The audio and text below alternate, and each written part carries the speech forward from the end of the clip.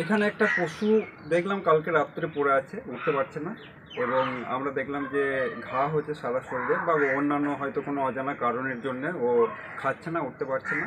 এরপর আমরা মুরাদপুরের পশুপ্রেমী আমির শেখকে খবর দিই। উনি আসেন এবং যথাযথ ট্রিটমেন্ট করেন খুব যত্নের সঙ্গে, এবং আমরা আশা করছি যে কুকুরটি তাড়াতাড়ি সুস্থ হয়ে যাবে। আচ্ছা, ওনাকে কি ফোন করা কি সঙ্গে সঙ্গে উনি আসে, পয়সা কিছু ডিমান্ড এসব কিছু করে?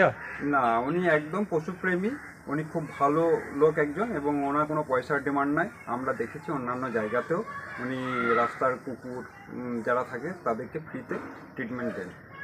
তাই এই অবলা প্রাণীর প্রতি আপনার এত মায়া কিসের বলুন?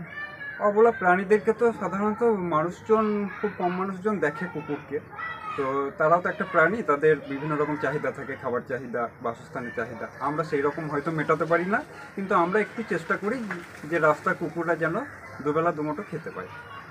আপনার নাম পরিচয়? আমার নাম শেখ গোলাম গাউস, আমার বাড়ি গ্রাম পদিমপুর, পোস্ট অফিস নতুনহাট, জেলা পূর্ব বর্ধমান। আপনি তো আমাকে ফোন করেছিলেন, হ্যাঁ, তা কী হয়েছিল একটু ঘটনাটা বলুন। আমরা দেখলাম যে একটা কুকুর রাস্তায় পড়ে আছে এবং খুব চেঁচাচ্ছে, তো উঠতে পারছে না, কোনো খাবার দিলে খাচ্ছে না। তো আমার মনে হলো, আমি যেহেতু জানি এবং আপনাকে দেখেছি যে বিভিন্ন জায়গায় এই পশু চিকিৎসা দেন, বিশেষ করে কুকুরে, তো আমার সর্বপ্রথম আপনার কথা মনে হলো এবং আপনাকে ডাকলাম। আপনি সঙ্গে সঙ্গে 10 মিনিটের মধ্যে চলে আসবেন। আচ্ছা, আপনি যখন আমাকে ফোন করিলেন যে একটা রাস্তার কুকুর যে এরকম ক্ষত অবস্থায় রাস্তার ধারে পড়ে রয়েছে, দাদা আপনি আসতে হবে, আপনি কি ফোন করার সঙ্গে সঙ্গে কোনো পয়সা কিছু এইসব ব্যাপারে কিছু বলি? না না না, কি বলেছিল? আমরা দেখেছি, এ তো আপনাদের চিকিৎসা করলেন, এবং আমরা আরও কয়েক জায়গায় দেখেছি আপনাকে, যে জন্য সর্বপ্রথমে আপনার কথা মনে হলো।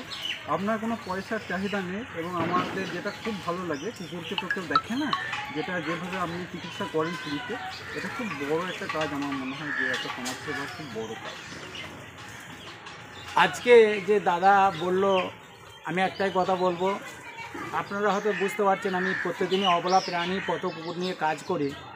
পূর্ব বর্ধমান মঙ্গলকোট পদিমপুর গ্রাম, একটা অবলা প্রাণী রাস্তার ধারে পড়ে থাকে এবং ক্ষত অবস্থায়।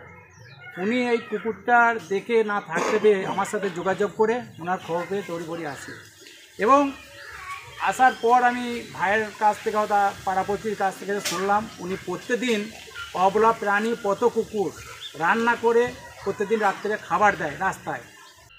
উনি আমাকে ওষুধ দিয়ে সহযোগিতা করেছে, ওনাকে অসংখ্য ধন্যবাদ।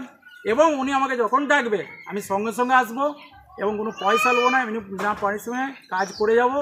এখানে একটা কুকুর যে অসুস্থ হয়ে পড়েছিল, যার ঘাড়ে পুরো জায়গাটা পোকাতে ভর্তি হয়ে গেছিলো, তো আমরা কালকে যখন দেখলাম, তো ট্রিটমেন্টের জন্য কাউকে পাইনি। তো আজ সকাল মাত্রই যখন মুরাদপুরের আমির শেখের খবর পেলাম, তো তখন আমি সঙ্গে সঙ্গে কল করলাম, এবং উনি সঙ্গে সঙ্গে 5 মিনিট থেকে 10 মিনিটের মধ্যে এখানে এসে পশুটার যথেষ্ট চিকিৎসা করলেন, এবং এরপরে কিছু ইঞ্জেকশন বা যেগুলো ট্রিটমেন্টের জন্য যেগুলো দরকার সেগুলো সমস্ত কিছু দিয়েছেন, এবং আশা করছি কুকুরটা খুব তাড়াতাড়ি সুস্থতা লাভ করবে। প্রথম কথা হচ্ছে যে দেখেন, গরু ছাগল ভেড়া যাই কিছু আছে সমস্ত তারা বাড়িতে থাকে, গৃহপালিত পশু, কিন্তু কুকুররা এমন একটা পশুর মধ্যে পড়ছে যাদেরকে কেউ ভালো করে দেখে না। তারা রাস্তাঘাটে এখানে সেখানে ছুটে বেড়ায়, তো তাদেরকে ঠিকমতো খাবারও দেওয়া হয় না। অনেক মানুষ কী করে খাবার দাবার ডাস্টবিনে ফেলে দেয়, কিন্তু পশুগুলোকে দেয় না। তো আমি তাদের উদ্দেশ্যে এটাই বলবো যে যেগুলো আপনারা ফেলে দিচ্ছেন বা নষ্ট হচ্ছে, সেগুলো আপনার রাস্তার মধ্যে যে কুকুরগুলো আছে তাদেরকে যদি দেন, তাহলে তাদের খুবই উপকার হয়, এবং তারা পরবর্তী পর্যায়ে দেখবেন তারা খুবই প্রভুভক্তও হয়। পরবর্তী পর্যায়ে আপনার কোনো রকম কোনো অসুবিধা হলে সবার আগে তারাই সেটা বুঝতে পারে, এবং তারাই সবার সামনে আসবে। আপনার নাম পরিচয়? আমার নাম শেখ শামসুল আলম, আমার বাড়ি